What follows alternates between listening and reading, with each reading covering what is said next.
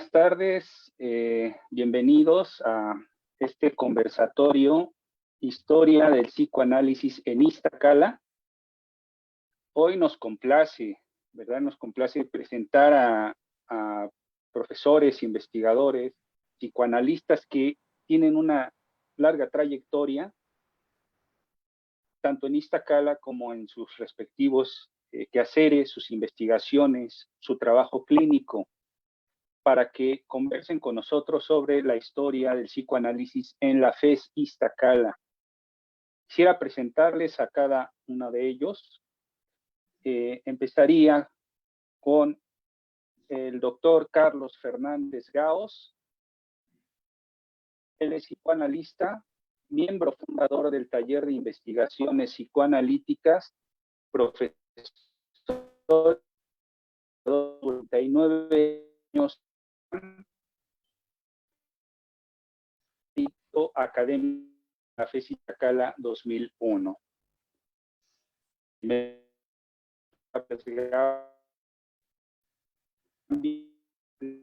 Estela Sardel Jacobo Cupi.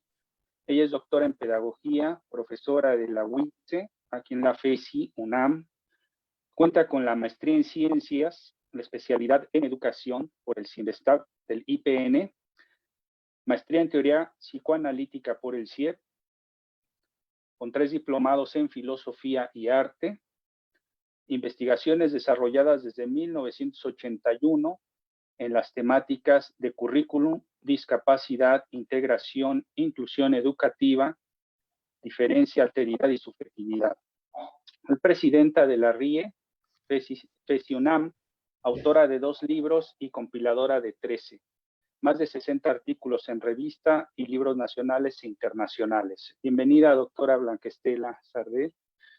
Voy a dar las breves semblanzas de todos los que participan para pasar al conservatorio y no interrumpirlo dando la semblanza cuando a cada uno corresponda. Ahora seguimos con el doctor José Carlos Mondragón González, egresado de la segunda generación de la carrera de psicología, profesor de la materia de dimensión social en psicología, que se imparte en tercero y cuarto semestre, psicólogo y candidato a doctorado en estudios latinoamericanos por la UNAM. Bienvenido, doctor Carlos Mondragón.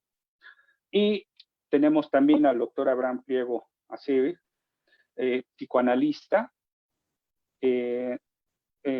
muchos años en la práctica privada, desde 1990.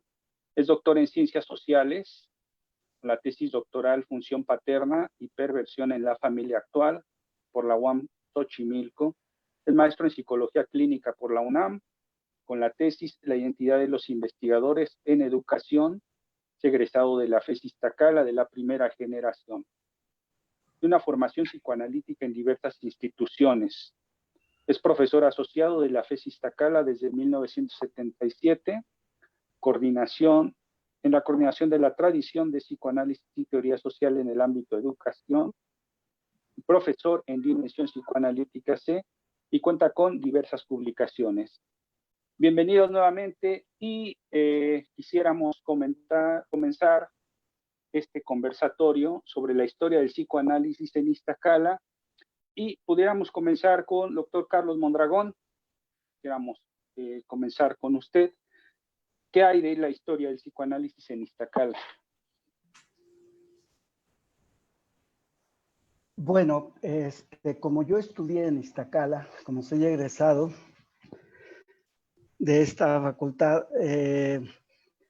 y pensando en qué aportar para este conversatorio, lo que hice fue tratar de hablar sobre el contexto en el cual se empezó a hacer presencia con el paso del tiempo otras perspectivas teóricas que la perspectiva que establecieron los fundadores del currículum anterior, y mi reflexión va un poco en ese sentido, en cuanto a lo que vi como antecedentes de la aparición del psicoanálisis en la facultad y la aparición de los primeros promotores, profesores que impartían distintos cursos en las distintas áreas que conformaban la carrera anteriormente.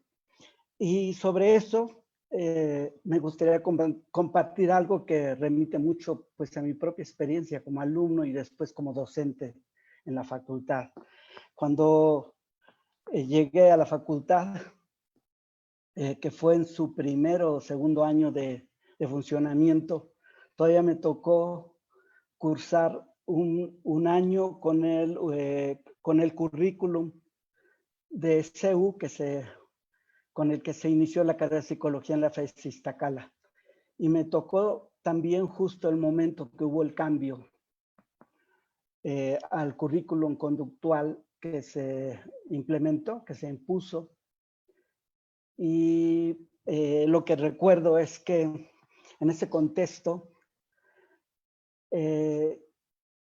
lo más que está más vivo en mi memoria es que encontré una facultad con muchos mitos que se fueron construyendo y reafirmando con el paso del tiempo. Uno de esos mitos, por ejemplo, fue que estaba presente en el currículum, en la enseñanza, en las distintas materias, en los distintos laboratorios que llevábamos. Uno de esos mitos fue, por ejemplo, el mito de la única psicología científica, de que había una sola, psicología realmente científica. Estuvo también el mito de que la psicología es una ciencia natural, más cercana a la física y a la biología que a las ciencias sociales. El mito de que la subjetividad humana no puede ser objeto de intervención, de investigación científica, porque nadie la ha visto y no puede estudiarse experimentalmente en condiciones controladas. El mito de que la ciencia solo estudia fenómenos que se pueden medir, tocar, cuantificar, etc. Estos y otros mitos que se nos enseñaron en los primeros años crearon, por supuesto, expectativas y alimentaron lo que para mí fueron promesas que con el paso del tiempo y en la medida que empezamos a salir las primeras generaciones, esta teoría iztacalteca original no cumplió, especialmente cuando se intentaba aplicar en el mundo real. Cuando lo aprendido en Iztacala se intentaba utilizar para abordar problemas reales fuera de la universidad, en el mundo real, lo cual provocó algunos conflictos en muchos de los compañeros de mi generación. No digo que no sirvieran esos conocimientos que adquirimos, que no sirvieran para nada. Lo que se enseñaba en esos años, en esos primeros años de la carrera, sino que los problemas humanos fue lo que entendimos cuando salimos de Iztacala, fue que los problemas humanos son infinitamente más complejos que cualquier paradigma o teoría psicológica. Por supuesto que en la medida en que las primeras generaciones, repito, esa es mi vivencia, fue así como lo viví, y tengo como referencia todas mis pláticas con mis compañeros de generación y las crisis que de manera personal cada uno vivía a la hora que intentaba, con las herramientas adquiridas, desenvolverse en los espacios de trabajo a donde consiguió trabajar, a donde consiguió emplearse para ganarse la vida. Me parece que esa salida de las primeras generaciones para poner en práctica en el mundo real lo aprendido teóricamente en la escuela o en condiciones muy controladas en la facultad, empezó a generar una especie de crisis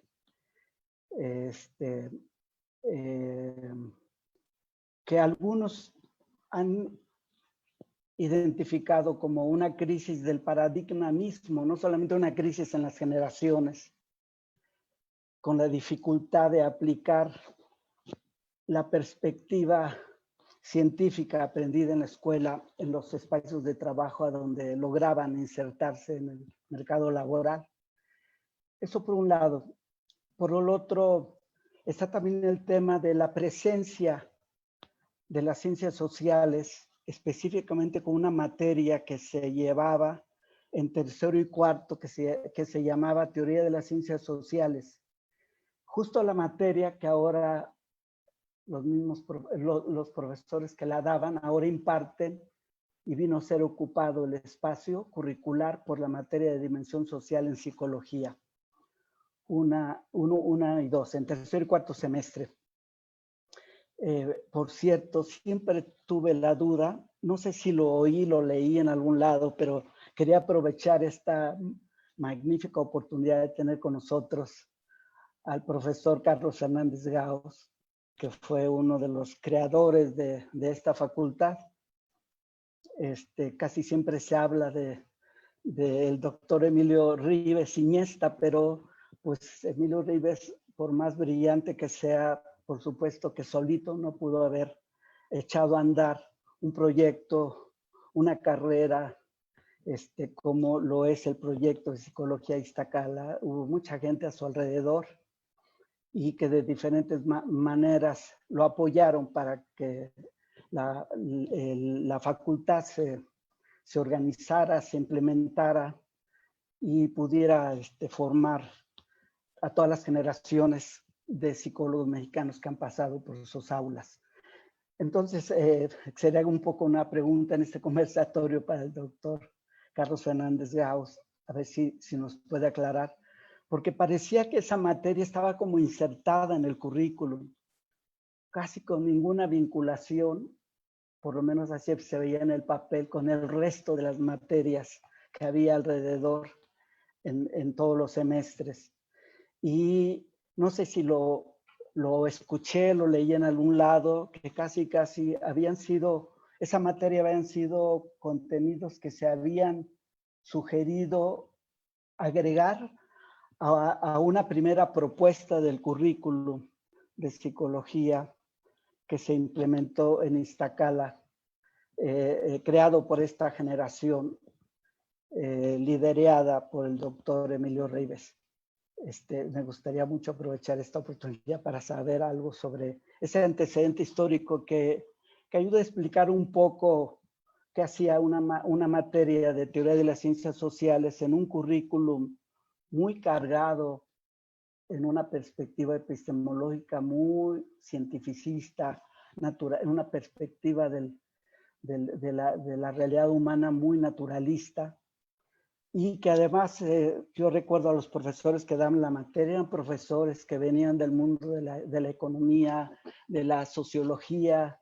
Quien me dio el curso era un sociólogo de la Facultad de Ciencias Políticas y Sociales, por ejemplo, lo recuerdo bien, y cuyos contenidos eran algo radicalmente separados de la lógica del resto del currículo. Por otro lado, por supuesto que con el paso del tiempo, ese currículum conductista empezó a modificarse. Yo lo que percibí que fue por distintas vías. La que me parece más claro es que conforme pasaba el tiempo, llegaban profesores que traían otras formaciones no conductistas y que empezaban a implementar materias donde de alguna u otra manera insertaban sus propias perspectivas. Por otro lado, recuerdo la presencia de profesores que habían llegado exilados de otros países latinoamericanos, huyendo de las crisis políticas, de los golpes de Estado, etcétera. Porque recuerdo a los que organizaron el área que se llamaban en el anterior currículum Teoría de las Ciencias Sociales y Psicología Social, si mal no recuerdo, porque eran exilados argentinos, recuerdo brasileños, recuerdo centroamericanos, que impartieron estos cursos de teoría de las ciencias sociales, pero también de la materia de psicología social que se enseñaba de quinto a octavo semestre. y claro, desde una perspectiva que no correspondía con la perspectiva conductual que imperaba en el resto del currículum, en la mayoría de las materias del resto del currículum. Entonces, ahí fue que entonces empecé a percibir que esa facultad con un currículo conductista, aparentemente 100% conductista, no lo era tanto por varios factores que no siempre eran claros, pero la presencia de gente formada en otras perspectivas que empezaron a dar clase en la facultad fue, me parece, muy importante y determinante. El siguiente tema que percibí que apareció fue el interés por la subjetividad. La cuestión del psicoanálisis fue posterior. No podría situarlo en el tiempo, hasta qué década, pero por lo menos en la primera y segunda, en la primera nada, en la segunda quizás empezaba uno a enterarse que había profesores que apuntaban en esa dirección, aunque no podían difundirlo mucho porque impartían materias en cuyos contenidos formales no estaba incluido el tema. Por cierto que la primera vez, bueno, eso por ejemplo en lo particular, queriendo aprender, conocer algo más de esa perspectiva, aparte de las lecturas que hacía por mi cuenta, lectura psicoanalítica, recuerdo que queriendo tomar algún curso más formal, terminé yendo a la Facultad de Ciencias Políticas y Sociales a tomar como oyente 2 cursos, un año escolar, en una materia donde revisaban lo que ahí llamaban los escritos sociales de Freud.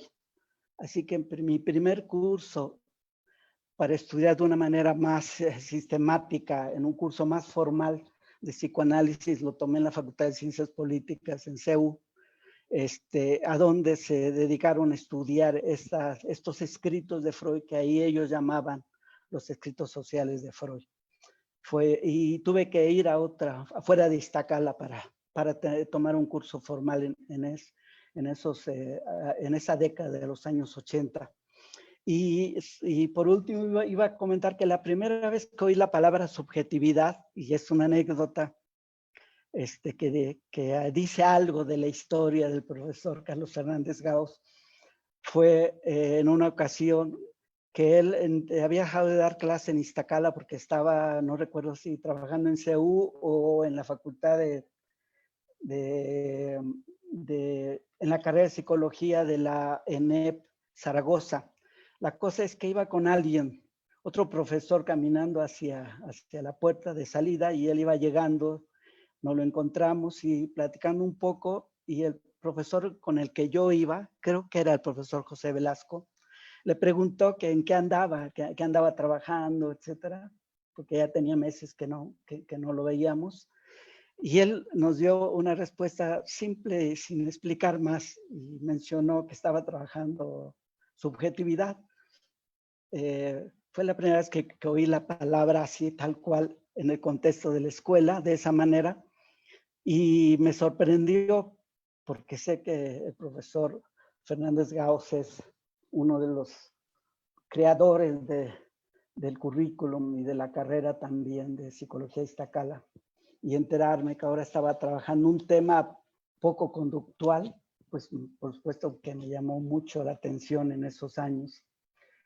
Para terminar, y no extenderme más, simplemente menciono que la presencia del psicoanálisis en la escuela se dio de manera informal, porque recordemos que el plan de estudios no se modificó sino hasta hace 2 años, no se implementó un nuevo currículum sino hasta hace 2 años o 3. La cuestión es que, aunque no estaban los contenidos formalmente en el currículum, en los salones sí aparecían, sí se hacían presentes, y los profesores que daban un curso de algunas materias que en el papel decía una cosa, en los hechos enseñaban algo distinto a lo que decía el papel, lo cual pone sobre la mesa el tema que muchas veces una cosa es el currículum escrito y otra cosa es el currículum vivido cotidianamente. Y quisiera poner sobre la mesa solo estos aspectos y dejar espacio para los compañeros. Muchas gracias, doctor Carlos Mondragón. Y quisiéramos entonces aprovechar esta pregunta que hace el doctor Mondragón. Doctor Fernández Graus, pasamos con usted, doctor Carlos Fernández, por favor. Sí, valga esto como intervención y no solamente como respuesta, porque se está refiriendo, mi estimado Carlos, al año 1975, que fue cuando se inaugura Iztacala. Déjenme decir primero, para tomar contexto, que sí, en efecto, todos tenemos nuestros cadáveres en el closet. En efecto, éramos rabiosamente conductistas. Pero debo aclarar que mi generación en la después Facultad de Psicología, en aquel entonces era Colegio de Psicología de la Facultad de Filosofía y Letras, la carrera de Psicología estaba totalmente copada por psiquiatras, psicoanalistas y médicos. Todos los psicoanalistas que había tenían antecedentes médicos.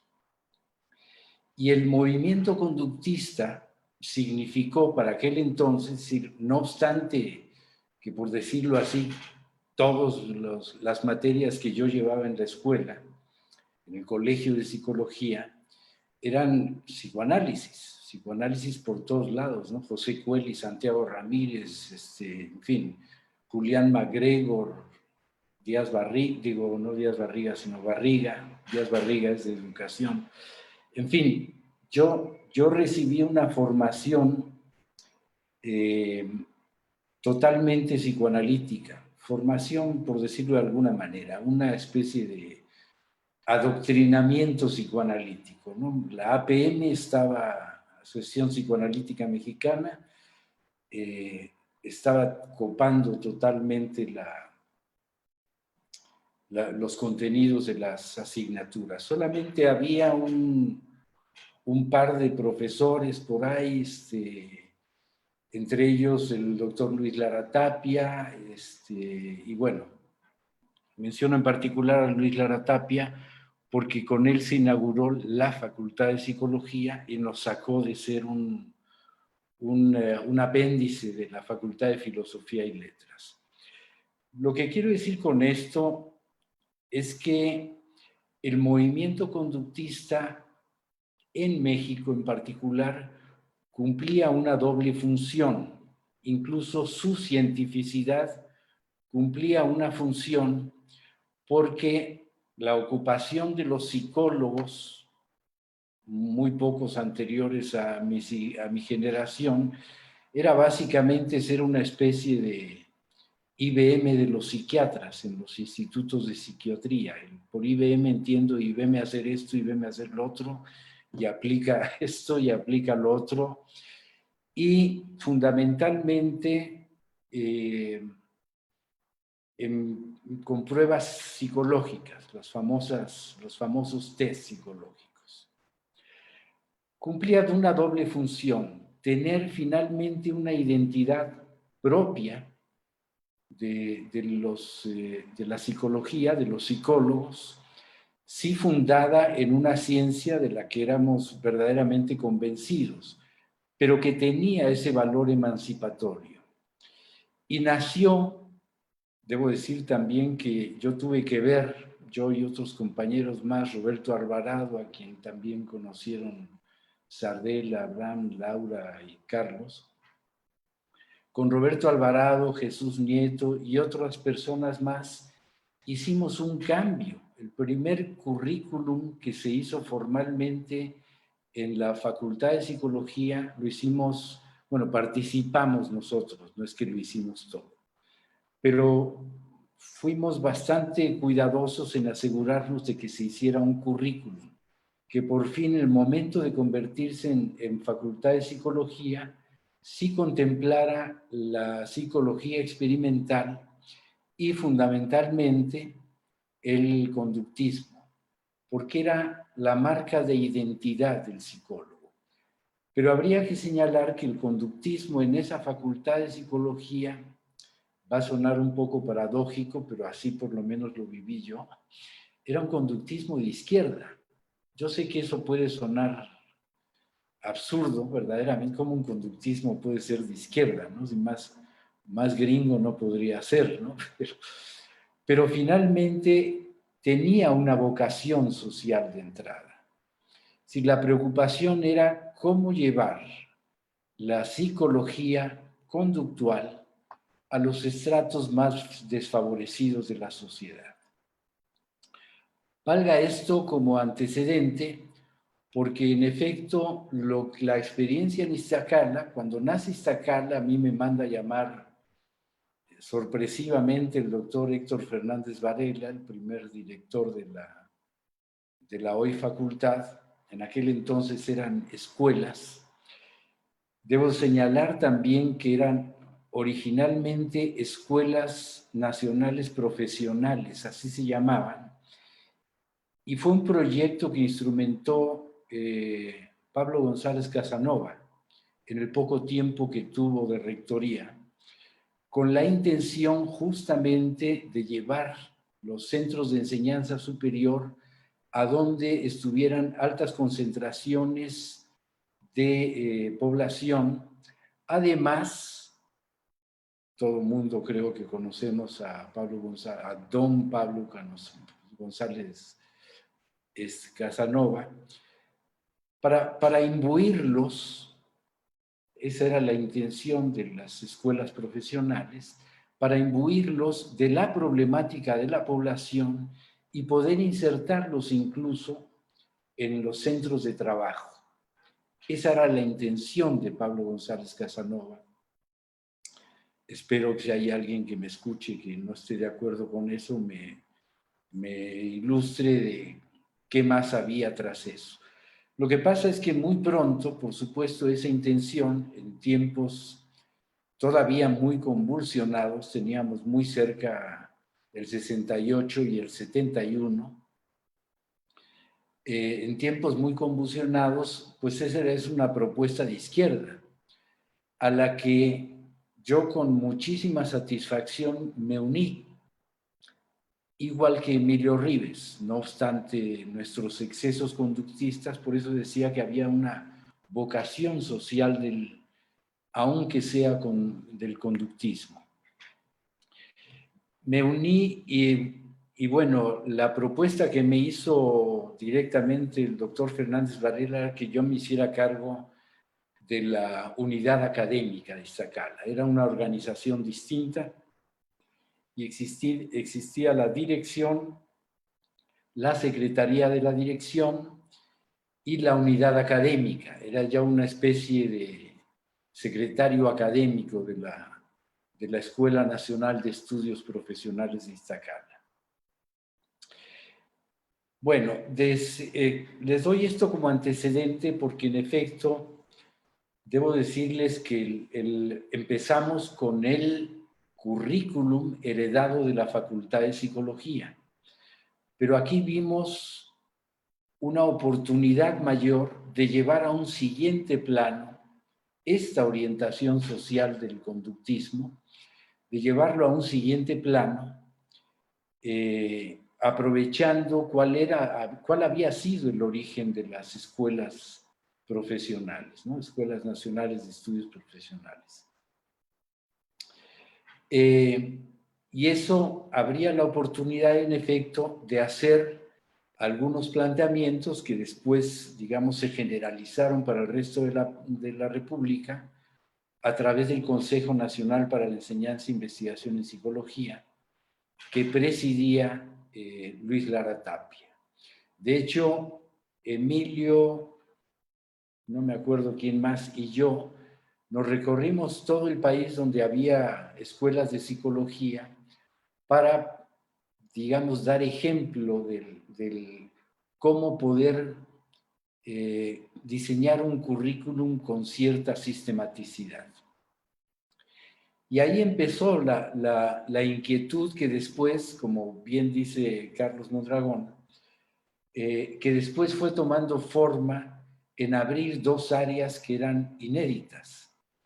La psicología social, que esa, por más que se intentara ser conductista, no alcanzaba ya el mecanismo conceptual, salvo por, no sé, algunos escritos por ahí de Skinner perdidos, esos de Walden 2 y cosas así, como en la planeación de una sociedad desde el punto de vista conductista. Y bueno, teníamos esa vocación social, teníamos la idea de que en efecto habría que abrir dos áreas. Era una teoría social, como decía Carlos, y la otra le faltó un apellido más, era psicología social aplicada. Es decir, llevar la psicología social al tema del contacto con la comunidad. La primera, si mal no recuerdo, la tenía a su cargo Miguel Talento, un argentino. Miguel Talento, de formación como abogado, como educador, como sociólogo. Y bueno, junto con Talento había otros compañeros, unos de Colombia, más argentinos, por supuesto. Y la otra estaba León Tebrea, dominicano, República Dominicana, que no es que por salir a exiliado, sino porque vino a hacer estudios de sociología y psicología, de origen psicólogo, en México. Bueno, con ellos en lo personal, a mí se me abrió todo un panorama que me cuestionó lo que habíamos hecho del currículum. El currículum se diseñó, ¿qué decirles? En un día que estábamos nosotros justo en esta difusión de la formación del currículum, de cómo hacerlo, no lo habíamos terminado, sino que era toda una campaña a nivel nacional para poder hacer un currículum distinto del que habíamos heredado de la facultad, en el cual, como les dije, yo también participé. Lo hicimos, no sé, el modelo general lo hicimos entre Emilio y yo, un día tomándonos una copa en el Hotel Panorama en San Luis Potosí, donde teníamos que dar algunas pláticas así. Nos cayó, gracias a unos cuantos whiskies, el modelo en abstracto sobre el cual podríamos basar toda la programación del nuevo currículo. Sin olvidarnos, y eso me parece necesario reconocerlo y puntualizarlo, de que sí se trataba de favorecer o de hacer prácticas que favorecieran a los más desposeídos, pues a la gente normalmente marginada. La vocación social era muy importante. Bueno, eso en efecto significó que teníamos que llevar una psicología como ciencia para conservar la identidad y no ser nuevamente secuestrados. Lo que pasa es que en Iztacala nos secuestró las ciencias de la salud. Iztacala estaba conformada como ciencias de la salud y básicamente eso solamente se repetía en la FES, la hoy Escuela Nacional de Estudios Profesionales Zaragoza, y eran las dos únicas que estaban dedicadas a la salud. Otras eran agropecuarias, otras eran sociales, la de Acatlán, etc. Iztacala y Zaragoza eran las dos únicas de la salud en las cuales se había insertado la psicología. Esto fue hecho por parte de la Dirección General de Planeación. No había ahí ningún psicólogo que asesorara. Yo, de hecho, fui el primer psicólogo invitado a empezar a trabajar con Fernández Varela, pero eso ya no se podía mover, porque lo había hecho la Dirección General de Planeación y no se trataba ahora de hacer toda una campaña reivindicativa con la Dirección de Planeación. Bueno, esta modalidad que se fue tomando finalmente se hacía muy difícil porque había muchas resistencias debo decir también que el modelo que propusimos de currículum era un modelo que se sometió a la comunidad de aquel entonces, a su opinión y a su validación.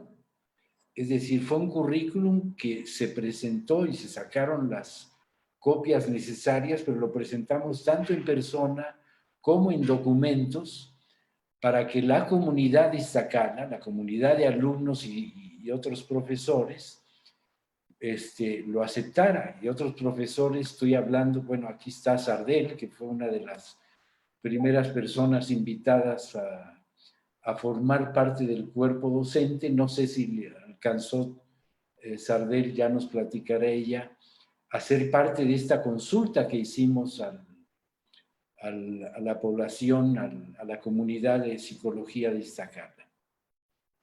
Así nació, con el aval de profesores y alumnos. Todavía no ingresaban en aquel entonces Miguel Talento y León Tebrea, que en efecto sí le dieron un matiz muy distinto a la formulación como matiz, y yo podría decir que desde entonces Carlos Mondragón se refería al psicoanálisis como algo, en esta diferencia entre el currículum vivido y el currículum oficial, no con ese término, no con la palabra psicoanálisis, pero sí, digamos que había todo un planteamiento social que tenía que ver con la subjetividad que transcurría, digamos, clandestinamente, con conocimiento, por supuesto, de todos, más allá del currículum oficial. Ya teníamos poco tiempo de haber arrancado el currículum oficial cuando llegan estos personajes, por cierto, muy estimados. Ayer justamente estuve hablando con Miguel Talento un buen rato. Y bueno, eso empezó a sembrar la inquietud por el tema de la subjetividad. Uno de los primeros libros que se colaron por ahí era de un actual amigo mío muy apreciado, el Néstor Bramstein, Psicología, Ideología y Ciencia. Y el otro del sujeto, la psiquiatría, el psicoanálisis y el sujeto. Eran dos libros que se empezaron a difuminar por ahí, que daban apertura justamente al tema del psicoanálisis. Pero digamos, no directamente como psicoanálisis, sino como la necesidad de empezar a revisar el tema de la subjetividad. Yo después de eso me fui a Zaragoza, me fui a coordinar la carrera de psicología de Zaragoza, y ahí, ahora sí que con nuevas modificaciones en Zaragoza, todavía hicimos más social el tema del conductismo. Ahí directamente nos íbamos a prácticas. Lo que teníamos muy cerca eran Ciudad Nezahualcóyotl, que estaba teniendo una expansión tremenda, y a trabajar con la gente, no solamente en hacer, como tuvo mucha fama, los jardines de alimentos caseros, ¿no? Eso por supuesto, nos apoyamos en gente que conocía de la cuestión de la siembra y cultivo de rábanos, de elotes, de muchas cosas. Y lo hicimos durante mucho tiempo en Zaragoza, pero eso iba acompañado de todo un trabajo social más grupal. Yo diría, no llegaba a lo social, sino trabajando con las microsociedades de las familias y los grupos por sectores o por colonias dentro de Ciudad Nezahualcóyotl, lo cual implicó que también al cabo de 2 años las autoridades municipales de Nezahualcóyotl nos mandaran al demonio porque estábamos alborotando a la población de Nezahualcóyotl. Encabezábamos protestas que se hacían frente al Palacio Municipal de Ciudad Nezahualcóyotl, y bueno, por supuesto no pudimos con eso, y a mí me jaló las orejas la dirección de Zaragoza en aquel entonces. Dijeron, tienen que pararle porque pues no podemos ir por ahí. Lo comprendí y decía, claro, pues la universidad no puede ir por ahí. Insisto, estoy hablando del año 77, 2 años después de haber empezado con Iztacala. Me fui yo a Zaragoza, estuve 2 años, me lanzaron de Zaragoza y regresé a Iztacala. Todavía seguía Héctor Fernández Varela de director, y él afortunadamente, y con todo mi respeto, me abrió las puertas nuevamente, porque obviamente él estaba enterado de qué habíamos hecho en Zaragoza. Yo no sé si me estoy tomando mucho tiempo, porque ya respondí a la pregunta de Carlos. Todavía habría mucha más historia que hacer. Sí, doctor Carlos Fernández. A funcionar por asociación libre, así que me puedo extender cualquier cantidad de tiempo. Mejor sí, vamos a... si me lo permiten, si hay alguna otra cuestión que requiriera mi intervención, poderlo hacerlo más puntualmente, porque si no me puedo seguir las próximas 4 horas con esto. Mire, vamos a dar paso, doctor, a la doctora Sardel, Blanca Sardel. A ver, no escuchamos, Octavio. Yo no escucho, por lo menos. ¿Me escuchan? Sí, sí. Bien. Pues no sé qué pasa conmigo, pero... Ahorita regresas, es cuestión de internet. Bien, vamos a pasar con la doctora Blanca Estela Sardel. Tienen 15 minutos para dialogar, y ahí por medio del chat les voy a estar mandando el tiempo que les resta para su intervención, y las preguntas del público, de la audiencia, de los estudiantes, las vamos a dejar al final. Entonces también si pueden poner atención a su chat, que ahí les estoy comentando el tiempo ahí en el espacio. Entonces, doctora Sardel, para después pasar con el doctor Abraham. Doctora Sardel. Gracias, Octavio. Pues gracias que iniciaron los Carlos, ¿verdad? Porque yo estoy en medio, justo de lo que decía Carlos, y Carlos Fernández Gauss es el inicio, ¿no? Y yo entro en 1977 a Iztacala. Es como inevitable que si uno da cuenta de la historia, no puede uno no dejar de decir el atravesamiento personal, porque si no, no se puede entender qué hizo uno, por qué entró y qué fue lo que pasó. Entonces, es una mesa entre testimonial, pero como estamos viendo, están los aires de nuestros tiempos. Los 60s, yo venía de Durango, ya con movimientos estudiantiles en Durango. Yo no inserta, pero sí, mi novio, diríamos, era líder estudiantil del 66 en Durango.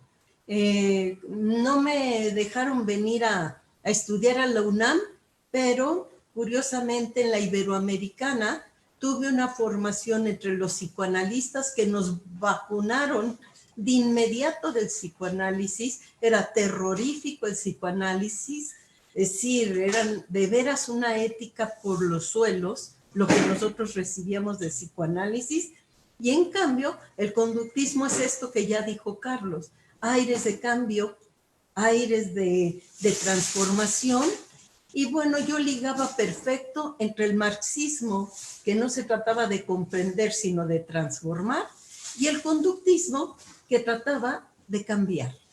Entonces, nada en mi mente había de epistemología y demás, había ese espíritu de nuestros tiempos que efectivamente ya lo planteó bastante bien. Somos hijos de nuestros tiempos y nos posicionamos en nuestros tiempos.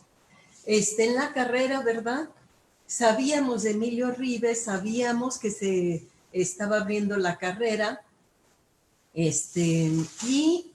pues fortuitamente cuando terminamos la carrera, y digo terminamos porque éramos 4 en nuestra generación, y como dice Carlos, rabiosamente conductistas, dispuestos a cambiar el mundo porque no estábamos conformes con lo que había. Y pues resulta que en un año de vaivén, 4 egresados de la Iberoamericana, tuvimos, sí dije que nuestros maestros conductistas eran los de avanzada, ¿verdad?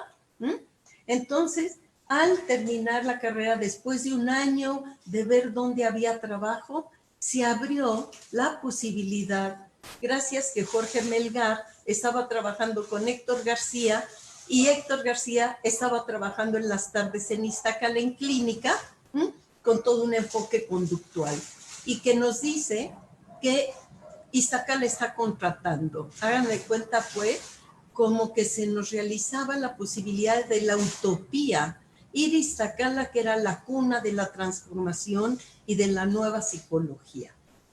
Allá fuimos a dar, entramos, y toda esta historia entre Carlos, por ejemplo, Carlos Mondragón y Carlos Fernández Gauss, yo entro justamente en el 77 a Iztacala, pero me divido.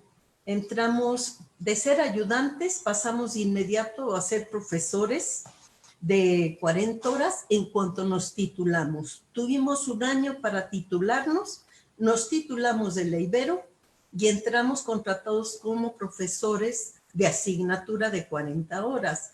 Y yo me quise ir a social porque yo siempre estaba comprometida con prácticas sociales.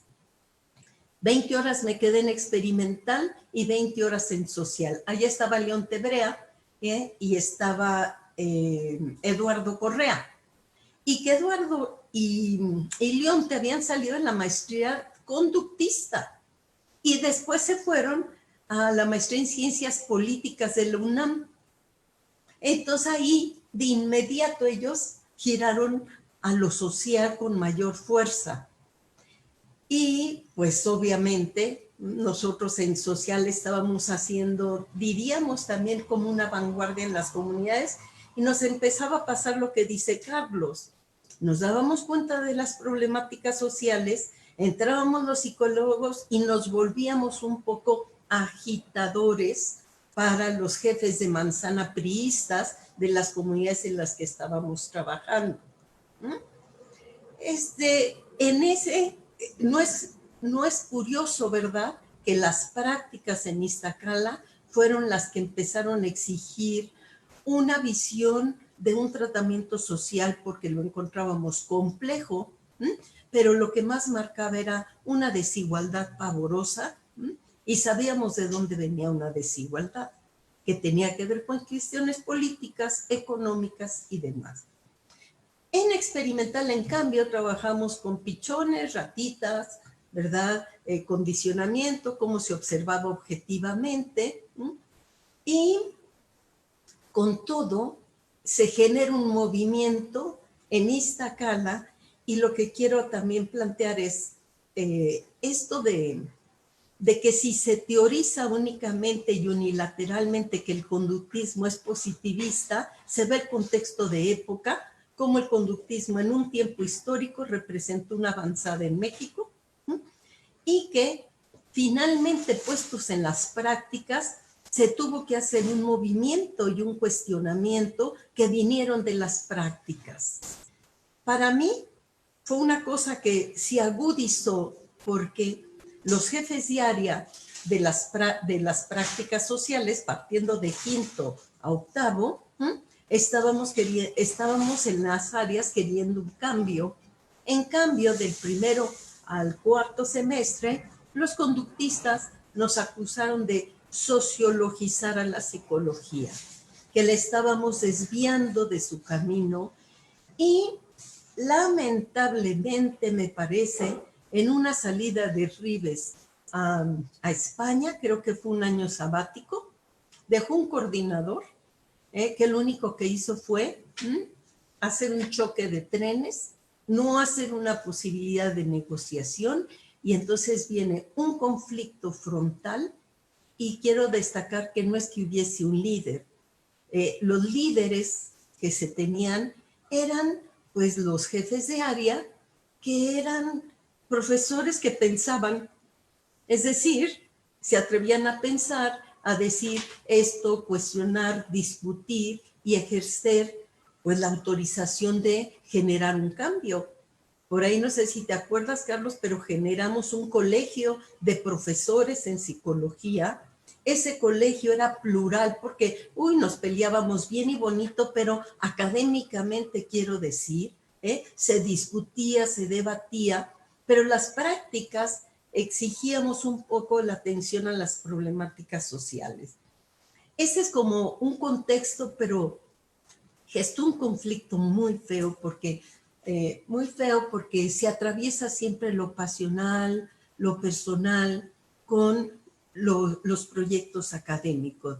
Es decir, de aquel libro rosa que Carlos es autor, de lo que es el planteamiento curricular, que en su tiempo era la avanzada, era la primera vez que un currículum exigía práctica para los estudiantes y la ponía como formativa, la mitad de la carrera en las prácticas y una formación teórica metodológica. Diríamos en un currículum de avanzadísima. Pero el problema fue que no se movió y por esta situación de choque y líderes pensantes que querían modificar, y por supuesto teníamos un trabajo académico bárbaro. Las juntas de áreas eran unas juntas académicas de lujo. Íbamos a discutir, diríamos que en los tiempos de Iztacala, iniciando con Ribes, porque cuando yo entré un curso con él de formación, era el que me enseñó a pensar. Es decir, era Ribes estaba moviéndose del conductismo al interconductismo. Con nosotros estaba trabajando ya las funciones que luego trajo a Schoenfeld, trajo a Cantor. Es decir, Ribes es un pensador. Se fue Ribes y sí, obviamente sí sintió que su proyecto se estaba yendo, ¿a dónde? Al piso, y no diríamos que los que quedaron como conductistas aferrados, no hubo esa posibilidad que dice Bolívar Echeverría. Cuando hay un cruce de códigos, o viene una reflexión de las contradicciones internas de los diferentes códigos y se asume de frente y de cara y se flexibilizan para que los nudos de los códigos no estén tan absolutos. Acá el problema es que se apretaron los nudos tan fuerte que los jefes de área tuvieron que renunciar. En esa renuncia hubo una desmoralización y fue algo muy duro para Iztacala, y sin embargo, y con todo, eso hizo que los profesores que estábamos en esa época, como exigíamos un cambio curricular, recuerdo muy bien que Emilio Ribes nos retó y nos dijo, ¿dónde está el currículum que quieren? Y nos dimos cuenta que de mucho cambio curricular no sabíamos. Muchos nos fuimos a estudiar maestrías. Ahí viene un periodo de que los profesores se van a formar y bueno, de manera particular yo me fui al DIE y en el DIE, Departamento de Investigaciones Educativas, me reencuentro con el marxismo en la teoría crítica de Frankfurt y me encuentro con Lacan. Un psicoanálisis que para mí fue inédito y era el psicoanálisis que yo quedé improntada por el enfoque social. El sujeto está sujetado, es lazo social. Bueno, yo dije, yo de aquí soy. Y de ahí empezamos una formación, empezamos a los profesores que quedamos divididos, los que estábamos como de bandos, diríamos, con los que podíamos hablar, nos fuimos hablando de nuestras formaciones y poco a poco fuimos intentando articular algo. Y así fue. Esta historia está cruzada por épocas. Después vienen conflictos muy serios, recomposiciones. Desde el 82 77, desde el 81-82, estábamos clamando por un cambio curricular en la carrera de psicología. Miren todo lo que se tardó, nos reacomodamos y luego en ese nuevo intento, quiero prestar atención en esto de nuestras contradicciones, que no es que era un binarismo, conductismos contra los otros. Había contradicciones tanto en los conductistas como en los de, porque no solo fue el psicoanálisis, empezó muy fuerte. Por ejemplo, recuerdo el grupo de Hill con la revisión de Foucault, todo lo que era la psicología cultural, intercultural, y empezaron a gestarse grupos de implicancia en las prácticas y teorías que dábamos en la carrera. Yo intrépidamente me quise ir experimental para que desde la base se cambiara. No, hombre, salí pitando, me corrieron y me hicieron un espacio en educación especial. Y de ahí también fue una maravilla porque entré a un hallazgo de práctica, empecé a trabajar con Alfredo Flores, por supuesto ya estaba muy imbuida entre el marxismo, teoría crítica, psicoanálisis, y de manera particular me apasionó la diversidad, la alteridad humana, las formas de ser. Bueno, seguimos, creo yo, en Iztacala en un intento curricular. Una vez más, esta tradición de psicoanálisis está intentando redirigir un poco, y porque así es la vida, no nos queda de otra. Este es un nuevo intento, me parece, de gestar pues toda una nueva posibilidad de a ver si redirigimos pluralmente un poco esta práctica, esta teoría, esta aproximación sobre la subjetividad. Bueno, ahí luego, si quieren, profundizamos en situación. Gracias. Gracias, doctora Sardel. Pasamos con el doctor Abraham Pliego. Gracias. Hola a todos. Nuevamente gracias a los organizadores por darnos este espacio y gracias a las personas que están viendo las transmisiones y después los que las puedan ver en otro momento. Me parece interesantísimo, muy rico todo el análisis y la descripción que han hecho nuestros colegas anteriores. Quiero tomar algunos puntos porque se imbrican con lo que yo quiero plantear. Me encantó la metáfora que Carlos Mondragón hace sobre los mitos, sobre la psicología, ¿no? Entre esa descripción, creo que nos hizo falta mencionar a Elvia Taracena como uno de los puentes, así también sutiles, que se fueron planteando a lo largo de la historia de psicología para introducir algo del campo de la subjetividad, precisamente. Así se llamaba su proyecto.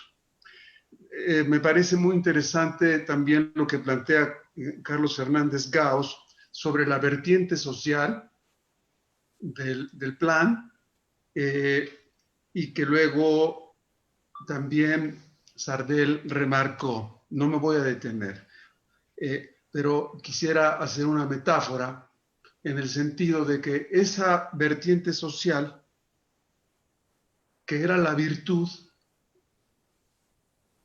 de ese plan, se convirtió en la semilla del cambio. ¿Sí? Eso generó otra cosa. Aprovecho la ocasión para preguntarle también a Carlos Fernández sobre esa consulta, porque yo iba a mencionar algo sobre un famoso cuestionario que se aplicó cuando yo era estudiante. Un cuestionario que yo lo interpreto o lo interpreté mal o lo sigo interpretando mal, pero qué bueno que estás aquí porque eso nos aporta una información también importante, en el sentido de que quizá esa consulta solo fue una forma de legitimación. Ojalá que me equivoque, porque viendo lo que plantean sobre la vertiente social, sobre esta, digamos, connotación novedosa del plan, quizá no tenía esta intención de legitimación. Quisiera retomar también que estos primeros profesores como Miguel Talento y toda esta oleada de profesores incluyeron cosas que empezaron a cambiar nuestra visión. Habría que incluir también aquí a Alfredo Furlan, porque Alfredo Furlan introdujo una reflexión del currículum más allá de lo que estábamos ya viviendo. O sea, otra visión del currículum. Entonces, como que confluían. En relación con este grupo que venía de otros lados, a mí me gustaría resaltar la cuestión del marxismo. Yo tomé un curso con Miguel Talento y con Rollin Kent, donde se hablaba de las superestructuras, donde se hablaba de la ideología, ¿verdad? Empezábamos a oír a Miguel Bachelard, empezábamos a oír hablar, ahorita se me fue el nombre de este otro autor, pero ojalá lo recuerde, precisamente el teórico de las superestructuras en esa época, por cierto, muy cercano a Lacan en su momento. Althusser. Althusser, claro, ¿no? Ya estábamos leyendo un poco de Althusser ahí. Entonces, esta influencia del marxismo nos empezó a meter en la cuestión de la conciencia. Estamos hablando de los 77, 78. También habría que recordar que esa coordinación, esa primera coordinación, no sé si la primera o la segunda, invitó a Frida Saal a dar una conferencia. Claro que uno de los comentaristas fue Javier Valenzuela, que se acabó a Frida Saal luego de su intervención con sus ejemplos netamente conductistas, cuando Javier Valenzuela era netamente conductista. Después pasó otra cosa.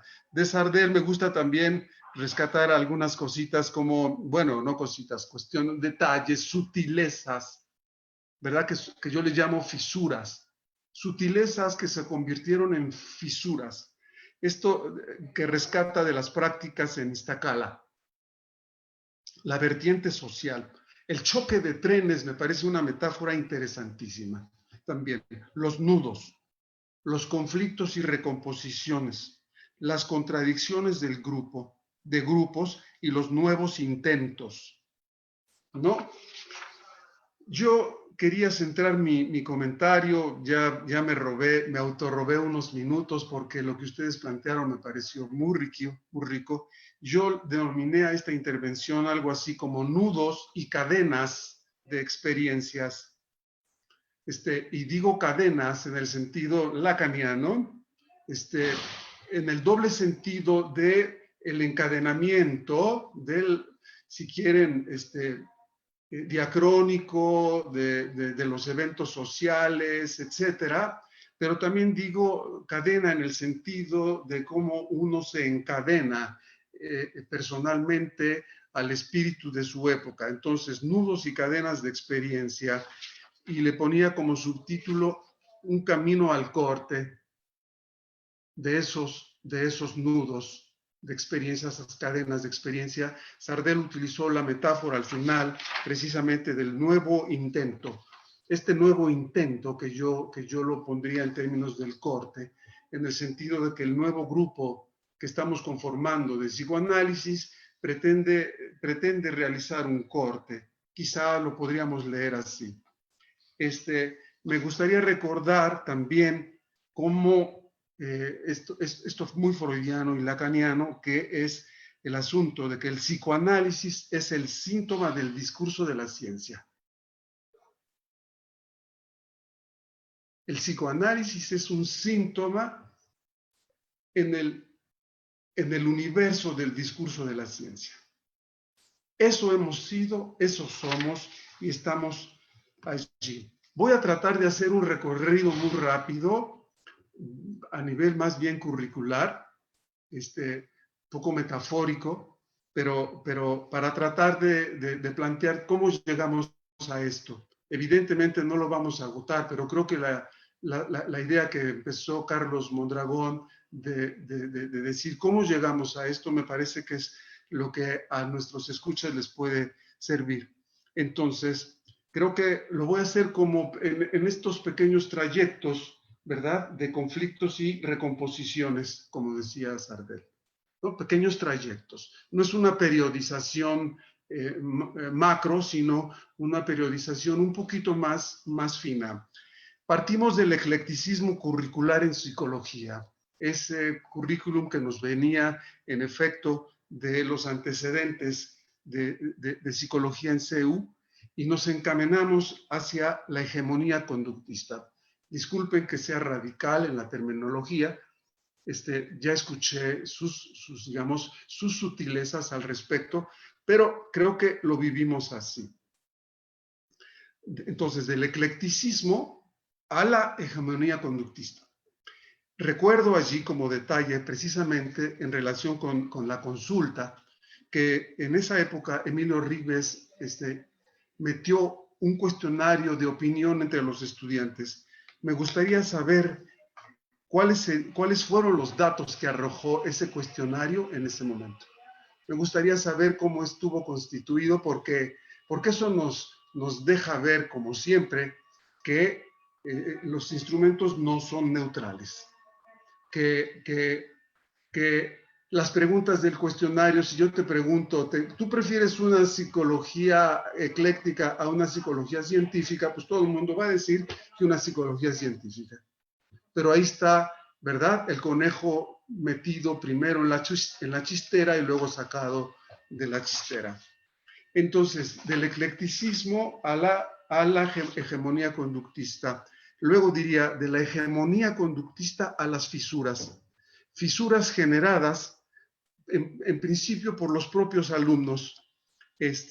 Mucha gente, como mis amigos, como yo, traíamos otras intenciones de formarnos como psicólogos.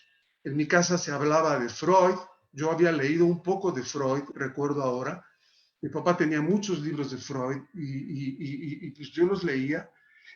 Tenía un amigo que traía la intención de una psicología más filosófica y en el segundo semestre o en el primero se fue. Otros amigos se hicieron poetas, otros amigos se hicieron escritores, otros amigos se hicieron grandes músicos. Quisiera enfatizar que en relación con esta fisura de la hegemonía conductista están las prácticas de campo.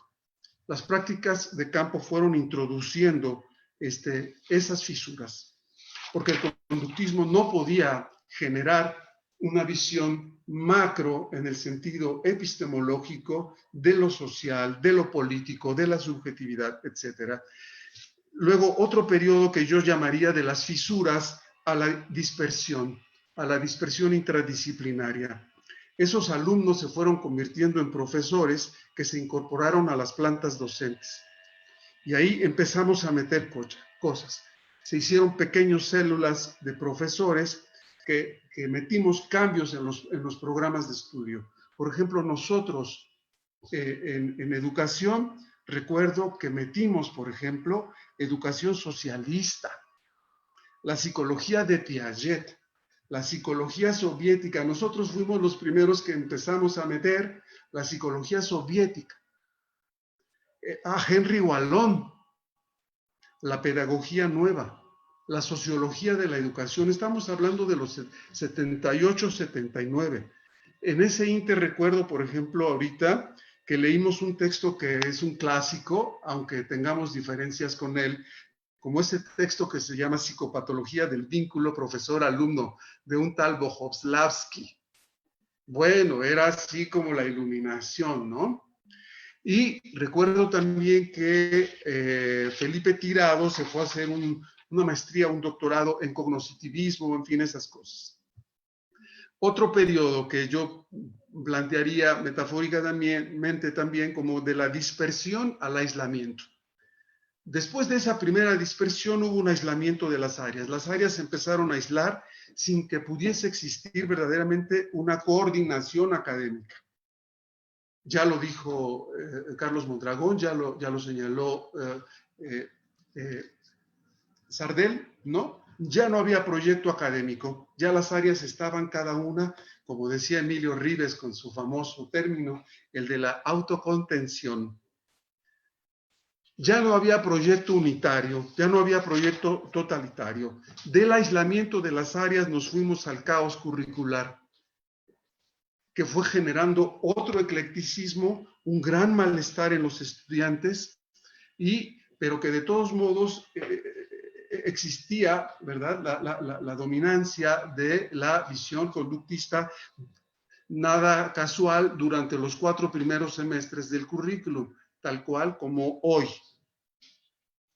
donde los estudiantes sufren un gran adoctrinamiento e incluso un ataque frontal de trenes, un choque frontal respecto del psicoanálisis y otras tendencias.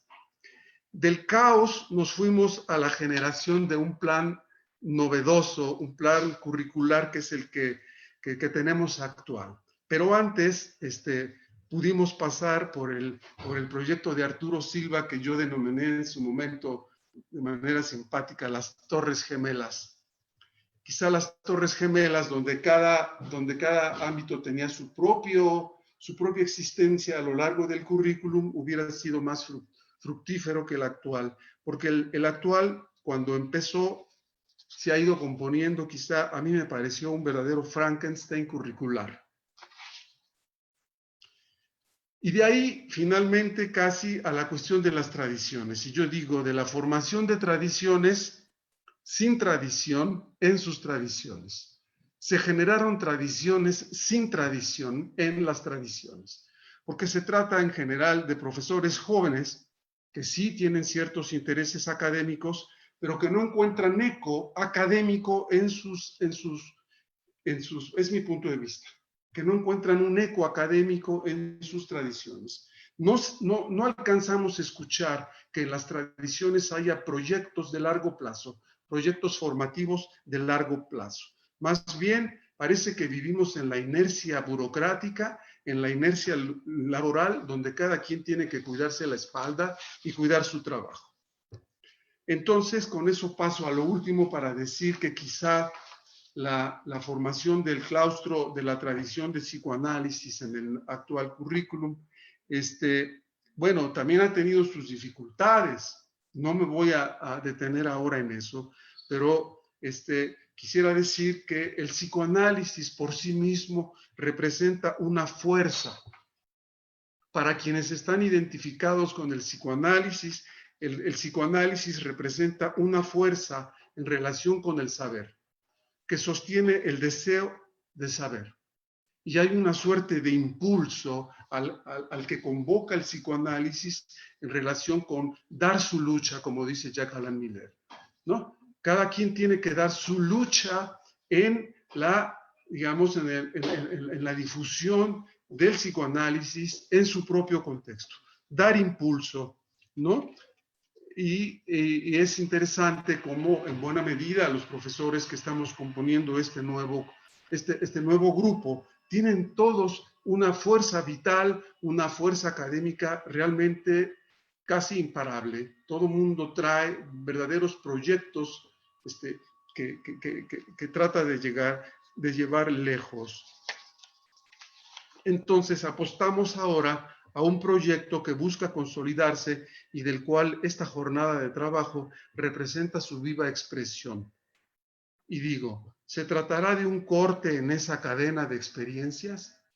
Un corte como un corte moebiano, un corte topológico. ¿Se tratará de un corte fructífero en esa inercia de la psicopatología de la vida institucional? En un corte en la psicopatología de la vida académica curricular de Iztacala? Es la apuesta. La historia hablará. Mientras tanto, a seguir empujando. Gracias. Pues muchas gracias a todos los participantes en este conversatorio. Gracias, Abraham. Obviamente se requeriría de muchos conversatorios porque nos quedamos como en un primer momento, en un primer acercamiento, apenas tratando de armar lo que aquí un comentario de una persona nos pone, lo interesante cómo vivieron, escuchar de viva voz a los que participaron desde sus inicios, no tanto en la conformación de un currículum, sino en la experiencia del psicoanálisis en la FES Iztacala, escucharlos de viva voz, los que vivieron esta historia. Ahora, quisiera hacerles unas preguntas a partir de lo que comentaron brevemente, porque tenemos algo del tiempo encima. Hay algo que se manifiesta ahí como constante, que es, pareciera que el psicoanálisis se introdujo en Iztacala a partir de lo social. Y que lo social fue, digamos, una exigencia de época.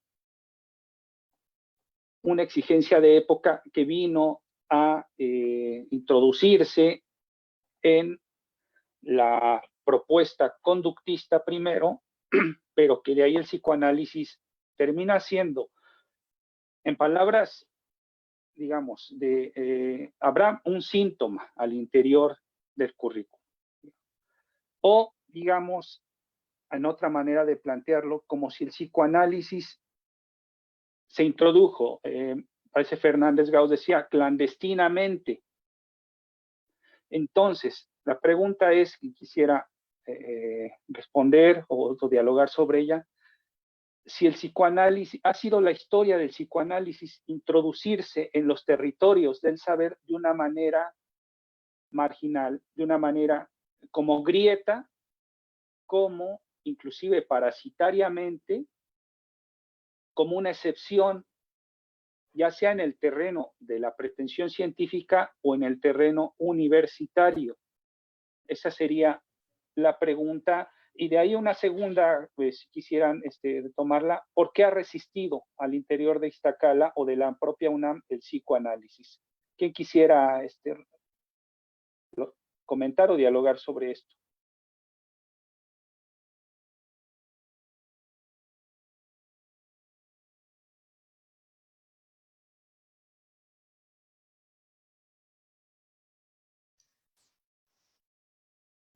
A ver, me voy a permitir responder, no sé si responder, reflexionar. Por favor. Sí, yo, bueno, creo que desde el principio del psicoanálisis, el psicoanálisis era totalmente marginal. Era justo lo que no tenía lugar en el pensamiento médico, ¿no? Pero a estas alturas, y valga esto también como motivo de reflexión, yo no hablaría de el psicoanálisis, sino hablaría de los psicoanálisis. No se trata nada más, a mi juicio, digo, porque hay psicoanálisis freudiano, lacaniano, kleiniano, bioniano, hay muchos años por ahí circulando. Y me parece que eso da pauta para pensar si acaso algo es el psicoanálisis, es algo que no está en debate, como mucha gente pretende ponerlo, ¿no? Hay que debatir el psicoanálisis. No, yo diría el psicoanálisis o los psicoanálisis son debates en sí mismos. No hace falta que venga ninguna otra postura a cuestionar el psicoanálisis, porque el psicoanálisis en su propio seno lleva el debate. Por eso me atrevería a hablar de los debates. Y sí, en efecto, los debates de los psicoanálisis, ¿no? Y en efecto, sí, yo creo que desconozco mucho de la historia, me están hablando de un periodo justamente en el que yo dije que yo estaba ya en Zaragoza. Yo me había ido a Zaragoza 2 años después de empezar en Iztacala. Y bueno, al regreso, por supuesto que me encuentro con una Iztacala muy diferente, ¿no? Pero bueno, no voy a entrar ahorita en esos detalles. Lo que sí creo importante en función de lo que decía Abraham es que si hay algo del orden de las fisuras, como tú lo mencionas, Octavio, de las fisuras, de las grietas, que son grietas reales en cuanto a la complejidad a la que se referían antes Carlos Mondragón, la complejidad de los problemas sociales no daba para encajonarlos. Ahí había una, no diría no una grieta, ahí había un verdadero abismo, ¿no? Entre las problemáticas sociales y aquello que podría proponerse desde el conductismo. Eso lo empieza a llenar las áreas sociales, hasta donde yo pude anoticiarme. De hecho, cuando yo regresé a hacerme cargo del programa de formación de profesores al que aludía Sardel hace un momento. Luego me tuve que volver ahí porque de plano estos herederos o este heredero que dejó Emilio Rives en Iztacala, verdaderamente me hizo la vida imposible, ¿no? Yo estuve incluso a punto de llegar al tribunal universitario ¿Quién por era? ¿Quién era? desacatos de lo que decía, de lo que me mandaba hacer, no quiero decir nombres, pero el sucedáneo de Emilio Rives, ¿no? Carlos, el innombrable, ¿Perdón? el innombrable. El incómodo, pues. El incómodo innombrable. Yo sí me Bueno, acuerdo. más allá de eso, yo creo que ahí, cuando yo regresé al programa de formación de profesores, una de las primeras lecturas, ahí donde estuvo Gil Campos, donde estuvo Gerardo Williams, Juan José Joseph y demás, que era la primera oleada salida del programa de formación de profesores, con ellos revisábamos ni más ni menos que el Capital. Sí, no era cualquier librito. El Capital para tener como otro panorama que nos Claro. permitiera, por supuesto, trabajar El Capital me refiero, si hay alguien ahí que no lo conozca, es Das Kapital, Carlos Marx. Por supuesto que todavía yo más con la experiencia que había tenido en Zaragoza, pues con más ganas llegué justamente a replantear ese tema, que a lo mejor ahí es cuando me encontré con Carlos Mondragón en esa anécdota que dice, cuando me preguntan, ¿en qué andas? Y pues en la subjetividad, yo estoy ya en otro plano. Pero bueno, para entender esto sí creo que en efecto, diría el ilustre filósofo alemán al que me acabo de referir, llevaba en su propio seno el gusano de su propia destrucción, esta idea del conductismo, ¿no? El conductismo no alcanzaba. Había que hacer muchísimas reconceptualizaciones de lo que implicaba la acción del psicólogo en las comunidades y reconceptualizar, por supuesto, la complejidad de lo que presentaban las comunidades. Entonces, sí, yo me adhiero a esa idea tuya, Octavio, de sí, es por esas fisuras, por esos abismos con los que finalmente nos topábamos con la realidad social, lo que todavía facilita mucho más la entrada del psicoanálisis. Hasta ahí mi intervención. Gracias, don Fernández Gauss. ¿Alguien más quisiera comentar sobre este planteamiento, sobre esta cuestión?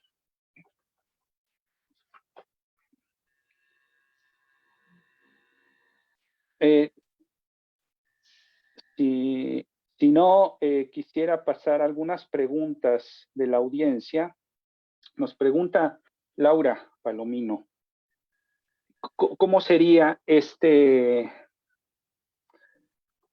se había pensado la práctica social con un sentido social, ¿en qué medida cambió eso hacia una pretensión cientificista dentro de la fe Iztacala?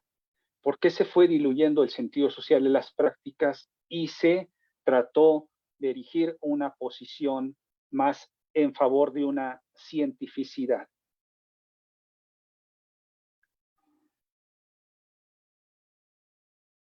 Yo puedo decir algo, ¿sí? En ese, digamos, Sí, sí, sí.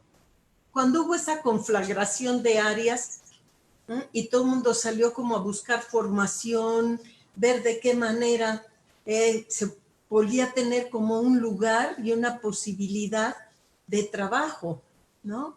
En eso yo diría que no, tenemos una deuda con la historia porque no sabemos qué pasó como en todas las áreas. Yo dejé social aplicada, les dije que por irme experimental y de ahí me fui a educación especial.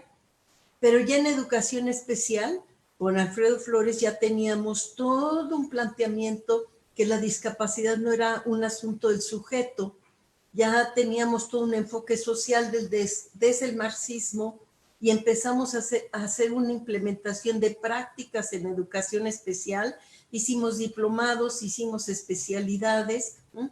Y entonces ya con otra mirada y otro tipo de intervención. Entonces, tenemos una deuda, creo yo, de quizá ahora este grupo que se está reconfigurando, ¿verdad? Sobre eso yo podría hablar mucho de la herencia, ¿no? O sea, de qué nos hacemos cargo de la herencia, pero que también como herederos tenemos toda la obligación y responsabilidad de hacer algo diferente con la herencia. ¿No? Esa es como nuestra tarea, porque es como la manera de que haya formas otras posibles de ejercer la psicología. En ese sentido tenemos una deuda como para documentar de alguna manera que no va a ser la historia, pero sí un aporte reflexivo del trayecto que por lo menos todos los que estamos involucrados en esta aproximación, tendríamos quizá ahí una deuda de escriturarla, ¿no? Dejar por escrito para que hagan algo con ella, ¿no? No que la repitan quizás, sino como herederos, pues la transformen, la cambien. El espíritu de crítico que me gusta tanto de Derrida que recupera de Marx, ¿no? Un fantasma como espectro, y el espectro siempre es la posibilidad de dar nuevas formas a nuestras vidas, otras formas posibles del ser y estar. Bueno, ahí dejaría, hay una deuda. Yo quisiera decir algo. Sí, Abraham, adelante. Gracias. Claro, es una pregunta muy complicada, ¿no? Tiene muchísimas implicaciones. Yo voy a contestar por el lado de que el psicoanálisis tiene que ver con una ética del deseo. Es decir, hay un librito por ahí, ¿no? Cuando el psicoanálisis te agarra, no te suelta. Hay una ética en relación con el psicoanálisis que implica una suerte de compromiso ético con el sujeto, con el deseo, y claro que ahí está uno involucrado en primer lugar. Es como una pregunta, como decíamos en el conversatorio de ayer. El psicoanálisis es una pregunta acerca del sujeto, una interrogación verdaderamente profunda sobre el sujeto. Entonces, creo que la fuerza del psicoanálisis radica en que toca fibras profundas en los sujetos, ¿verdad? Y que los impulsa a moverse en una cierta dirección, en una otra dirección, la suya. No implica precisamente cánones morales, ¿verdad? Discursos prefabricados como se acostumbra en otras tendencias teóricas como hasta se me fue el nombre, justamente como una especie de lapsus, como si algo hubiera dicho, espérate, detente. ¿Verdad? acá no hay una senda que se le tenga que dirigir al sujeto. Entonces, el psicoanálisis toca esas fibras, de modo que es una especie de ética de compartir algo que es una especie de tesoro. Decía Juan David Nacio en una conferencia que escuché hace muy poco, también lo dije ayer, el oficio del psicoanalista es un oficio muy interesante, es un oficio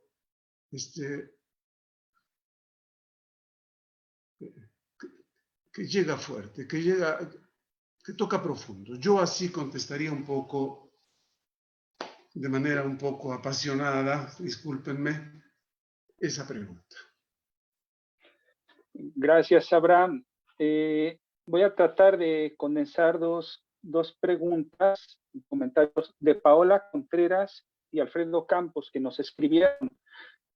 Alfredo nos plantea que se sigue dando una oferta en Iztacala, y me parece que no es ahora, de que la ciencia es lo único que debiera escucharse, lo que es científico. Y de entrada, al decir científico, se deja de lado todo aquello que no es científico. Por lo tanto, muchos alumnos se fascinan con la promesa de la ciencia y abandonan todo aquello que no es ciencia. Y en ese sentido, también Paola Contreras lo plantea, ¿no? Y la pregunta es, ¿por qué la resistencia al psicoanálisis? ¿Por qué la resistencia al psicoanálisis? Ya han comentado, o sea, han dicho, Carlos, algo sobre esto, pero ¿por qué sigue habiendo resistencias al psicoanálisis? ¿Alguien quisiera comentar? Sí, muy brevemente. Pues vivimos en una época donde el discurso de la ciencia, el discurso tecnocientífico, el discurso del capitalista, el discurso del amo, tiene toda la supremacía. Hay una gran mancuerna entre el amo del Estado y el amo de la ciencia, ¿no? El amo de la ciencia y el amo capitalista. Es una mancuerna indestructible. La ciencia ha venido, digamos, a ocupar un lugar importantísimo, ¿no? Lacan planteaba como la ciencia ocupa el lugar de la religión ahora, ¿no? La ciencia se ha convertido en una suerte de religión, ¿no? Como un sucedáneo. Entonces, ¿quién se puede resistir a la promesa de la salud, etcétera, etcétera? Y claro, por otro lado, podríamos contestar del lado del goce. ¿Quién quiere renunciar a su goce? ¿Quién se pregunta, ¿verdad?, por un saber que lo cuestiona? Hasta ahí lo dejaría nada más.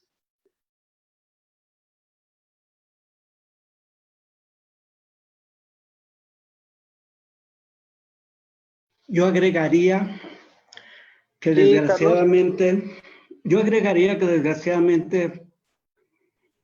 esto involucra a todo el sistema educativo mexicano, porque si uno mira qué le enseñan a los niños en la primaria en cuanto a lo que es la ciencia y en qué consiste el método científico, por supuesto que es muy sesgado y muy limitado también. Y luego cómo se les refuerza en la secundaria y se les vuelve a reforzar en la preparatoria, en el bachillerato. Y por eso para mí, desde mi opinión, por eso es que miro casi natural cómo muchos alumnos se vinculan de una manera tan fácil con el discurso cientificista que encuentran con ciertos profesores en la universidad, o esta idea de que hay una psicología científica, realmente científica,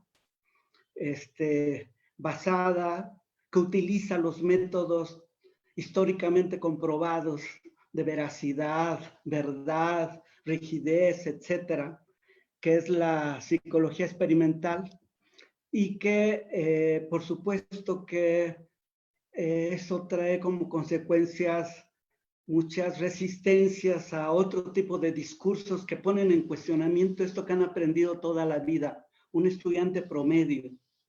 Así que el asunto, por supuesto que se complica. Muchos alumnos prefieren caminar por eso que ven como seguro, sencillamente, que ven como más claro, ¿verdad? Que abrirse a otras maneras de pensar, que poner en duda lo que creen saber.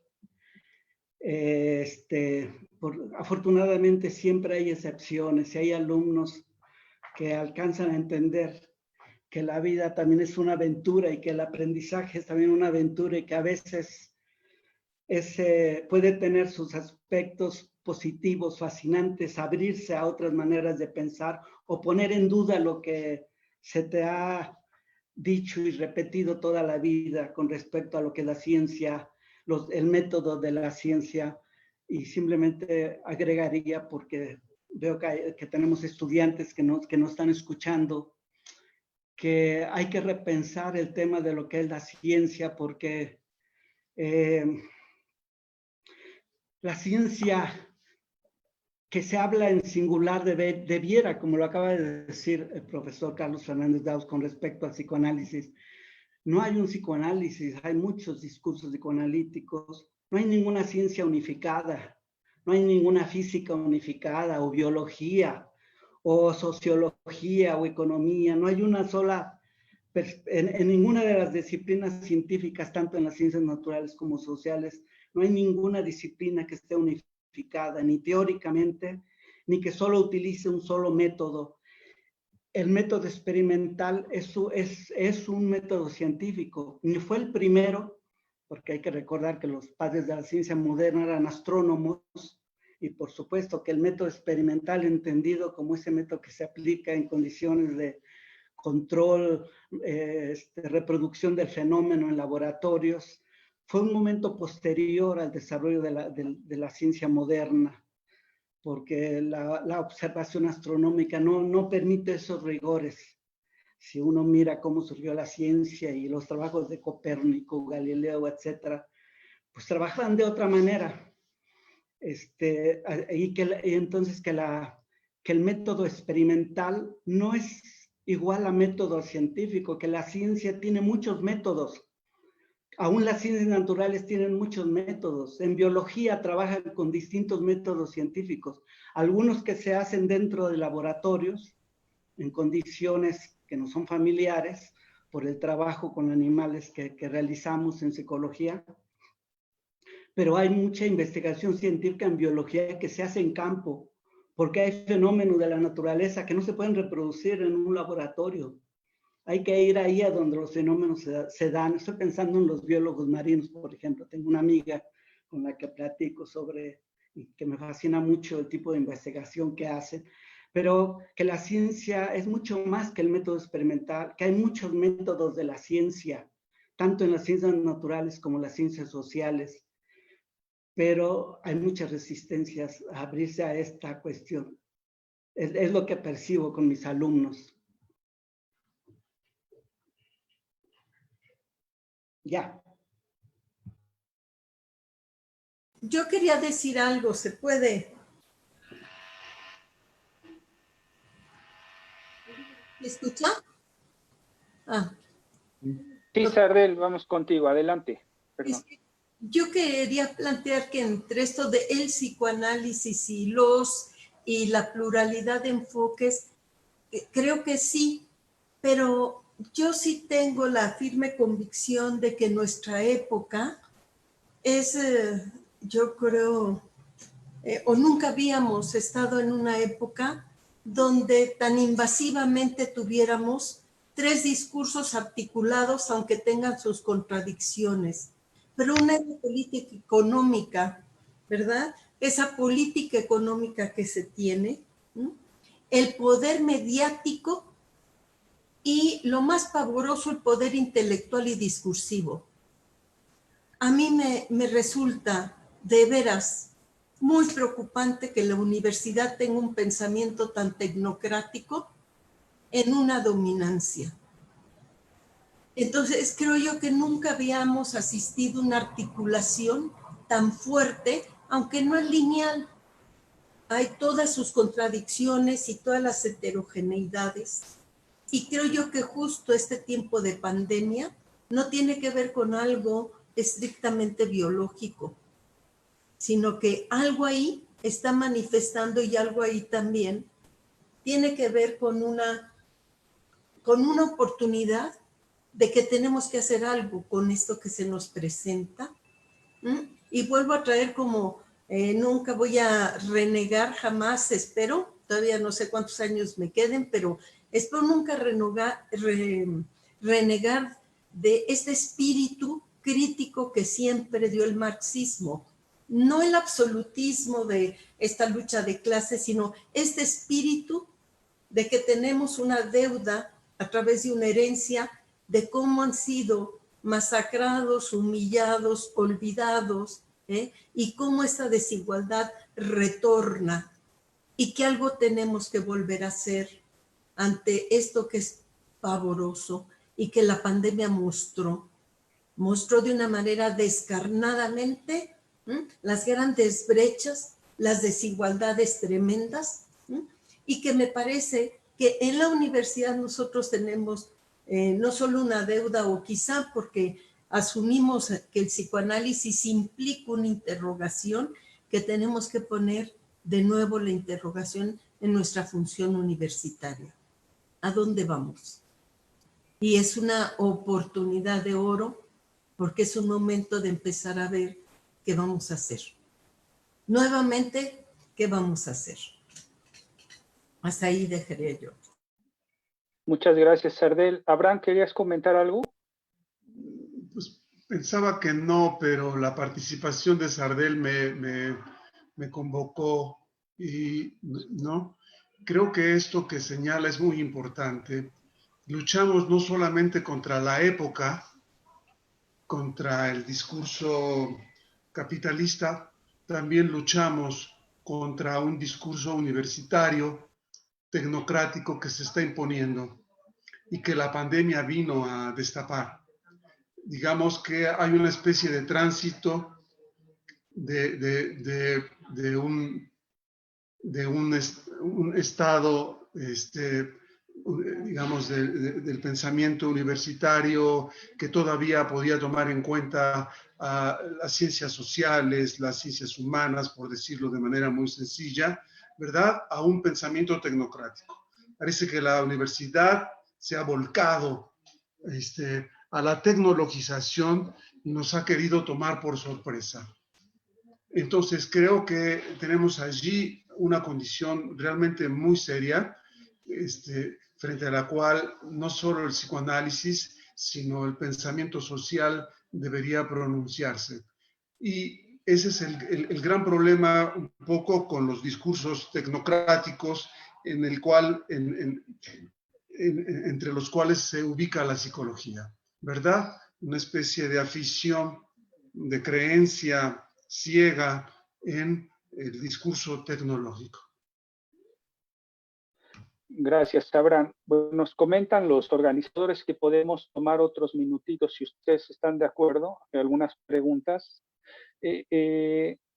Hay algo que parece una constante en lo que hemos estado escuchando, y es la cuestión política.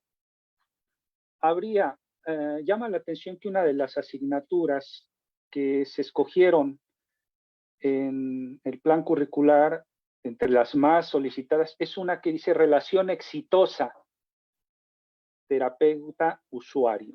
Es esa lógica del éxito. Ahora, habría en Freud una crítica a la cultura, digamos. La propuesta freudiana también es una propuesta política. Y pensando en Lacan, en algún momento de su enseñanza habló de que lo inconsciente es la política. Y al estarlos escuchando, parece que ha habido una política, un trabajo político al interior de la Universidad de Iztacala.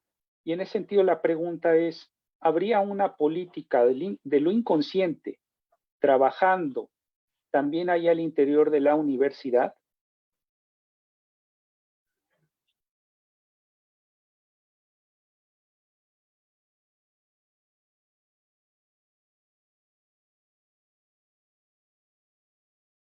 ¿Alguien quisiera comentar? Sardel, Sardel, tu micrófono. No creo, Octavio, que eso es para otro conversatorio, ¿eh?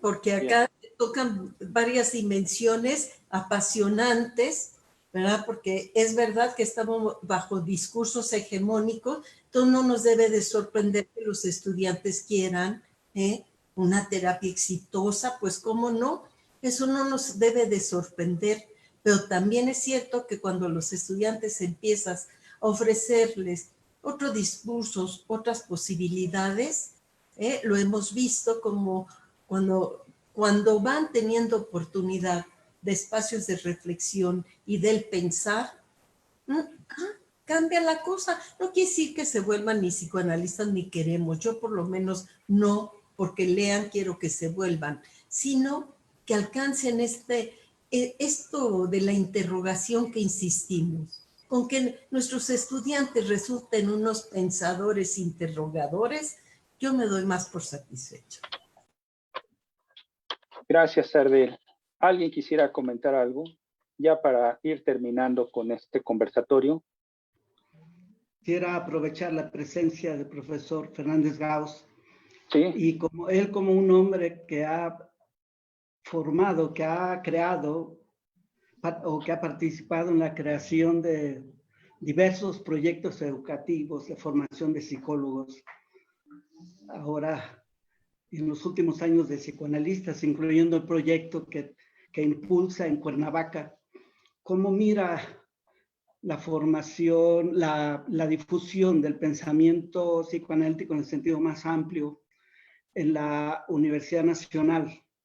Ahora que usted mismo ya se ha retirado de la docencia universitaria y para emprender otros proyectos de formación psicoanalítica, ¿cómo nos mira quienes todavía mantenemos nuestros pies en esta institución? Y el futuro que percibe y los aportes que aún tiene, que puede dar el psicoanálisis, el pensamiento psicoanalítico en su sentido más crítico de aportación. Bien, ¿puedo responder a eso? Gracias, Carlos. Adelante. Sí. Mira, si hace un momento me refería a los psicoanálisis, sí, digamos, si se trata de encontrar algo que vertebre a todos los psicoanálisis, yo diría, es colocar, es una forma de, digamos, de traducir a mis términos lo que entiendo de lo que decía Abraham hace un momento, tener a un sujeto siempre en proyecto.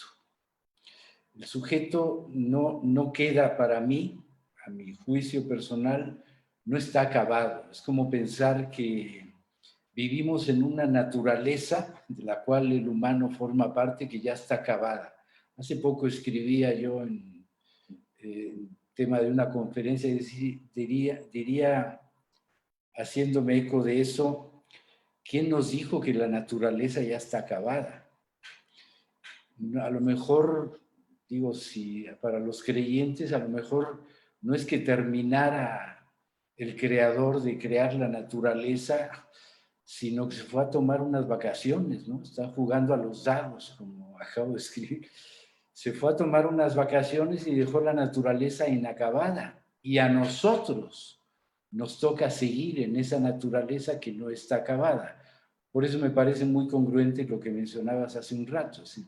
La ciencia no puede ser una razón que se impone a todas las razones, porque es como si tuviera la verdad de la naturaleza agarrada de los pelos. No hay manera. Y por eso me atrevo a subrayar en el caso del psicoanálisis, o los psicoanálisis, me es igual, pero bueno, ya me entienden. En el caso de los psicoanálisis, que si bien es cierto que es un sujeto en su singularidad, en su subjetividad, el que es objeto de nuestra reflexión, también diría yo, recordando a Lacan, sí, pero hay que inventar el psicoanálisis con cada paciente. Es decir, que no es un cuerpo de de saberes o de conocimientos que esté ya constituido y que ya podemos darlo por terminado, porque el humano tampoco está terminado. Si podemos decir muchas cosas malas que ha hecho el ser humano, pero una que diría yo que habría que rescatar es que justamente es creador de sus propias condiciones.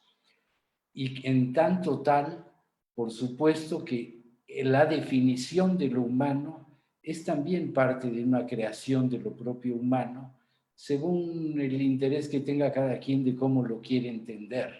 Cuando hablamos del ser humano, parecería ser que estamos todos muy de acuerdo en que nos estamos refiriendo al ser humano. Yo abriría una pregunta tan elemental como esa: ¿y qué es el ser humano?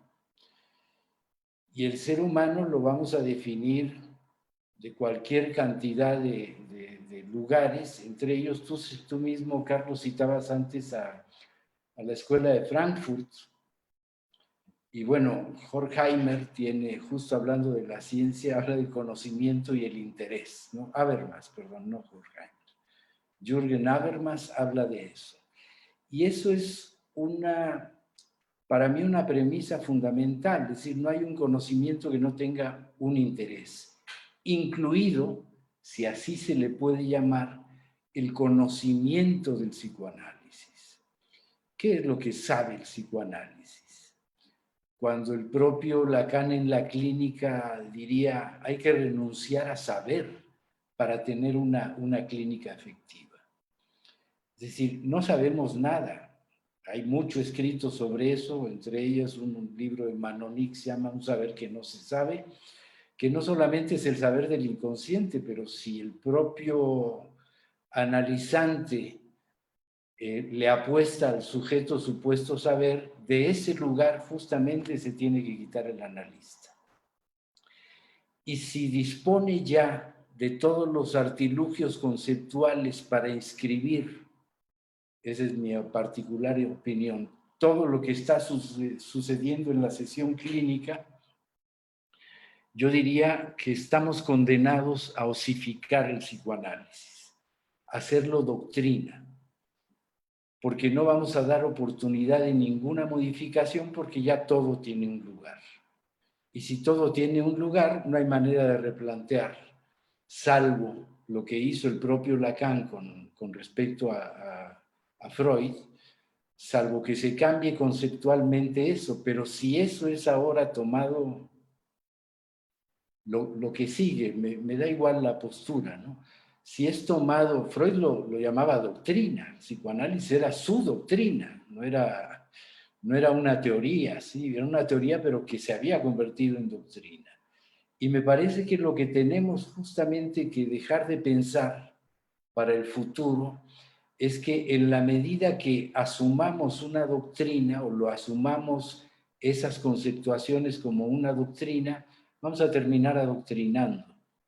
Y eso significa ir conformando al sujeto a un modo de ser que después sea predecible, cuantificable y demás, como ya ha sucedido en todo el desarrollo del capitalismo, ¿no? Entonces, yo abriría la pregunta, a ver, ¿de qué humano estamos hablando? ¿Quién puede decir, es que yo tengo la verdad sobre el humano? Y toda verdad es histórica. Y toda verdad, y como hemos hablado aquí de historia, toda verdad tiene que inscribirse en un contexto. Que tiene valor de verdad, pues sí, pero es una verdad provisional. Y yo creo que ahí hay que conservar la psicoanálisis, en sus provisionalidades y en su permanente creación de nuevos discursos. Si que el sujeto se haga cargo de su deseo, quiere decir que tiene todo el derecho y toda la oportunidad de reformular las cosas como se le venga en gana. Otra cosa es que eso se socialice y se convierta entonces ya en un saber certificado. Y para terminar con esto justamente que estaban hablando ahora del COVID, acabo de escribir hace muy poco, creo que tú lo leíste, Sardel, esto de confinando la historia es muy fácil secuestrar el futuro. Y eso es lo que ha estado sucediendo. Ahora es más claro todavía, confinados todas, nuestra historia confinada en los 4 muros que nos rodean, el futuro se hace muy secuestrable. No es que nunca se haya secuestrado, no, es que yo diría que ahora lo evidente es que lo hemos tenido secuestrado. Y para eso tiene una gran función el psicoanálisis. Pero el psicoanálisis, una cosa es como pensamiento, cómo se transmite el pensamiento psicoanalítico, que yo diría, por supuesto, es muy necesario, es indispensable. Y otra cosa es ser analista. Eso pasa por el diván. Eso ya no es una cuestión de cuánto sé yo de Freud, de Klein, de Lacan, de Bion o de Winnicott o de los que quieran. No. Ese es un cernidero. Hace un rato Abraham citaba a Gastón Bachelard. Bachelard le apostaba todavía al conocimiento objetivo, pero decía muy claramente en aquello de la formación del espíritu científico, cualquier valoración sobre el conocimiento objetivo debe pasar por un psicoanálisis. Esa es una máxima que yo seguiría rescatando, es decir, para las ciencias y para todas las actividades humanas, pues, aquello que se pretende como verdad, mejor llevémoslo un poco al psicoanálisis, incluido los propios discursos doctrinarios del psicoanálisis, porque creo que ahí es donde se traicionaría lo que yo consideraría el espíritu del psicoanálisis, que es justamente como lo puse hace un rato, es debate. En su propio seno hay debate. En el momento que perdamos la brújula de eso, me parece que lo convertiríamos en un saber más y además plagado de verdades que pueden servir, pero no olvidemos su provisionalidad. Ahí dejo. Espero haber ofrecido algo a lo que pensabas, Carlos. Pues muchas gracias a los participantes. Ya tenemos que terminar este conversatorio. Ya no hay tiempo de preguntas, perdón. Por dialogar. Ya no hay tiempo. Nos pasamos con 20 minutos y sigue otra actividad. Ahorita una mesa sigue. Entonces, quisiera agradecer a la doctora Blanca Estela Sardel Jacobo, doctor José Carlos Mondragón González, doctor Carlos Fernández Gaos y el doctor Abraham Pliego por su participación en este conversatorio sobre la historia del psicoanálisis en Iztacala. Agradecemos también la coordinación por parte de Raúl Ancheita y de Moctezuma Salinas, y a todos los que asistieron, que estuvieron aquí escuchando y participando con sus preguntas y comentarios. Entonces, nos despedimos. Y también a Octavio Patiño, también a ti, por una coordinación muy interesante también. Muchas gracias, Octavio. Gracias. Gracias, Abraham. Entonces, nos despedimos. Estén al pendiente de las siguientes actividades que vamos a tener aquí en la tradición psicoanálisis y teoría social. Muchas gracias y hasta luego. Gracias a todos, gracias al público, chao. Hasta la próxima. Hasta luego, Carlos, hasta luego. Hasta luego, Carlos, hasta luego, Sardel, Abraham, felicidades, muchas felicidades a todos ustedes y qué gusto verlos. Bye. Cuídense.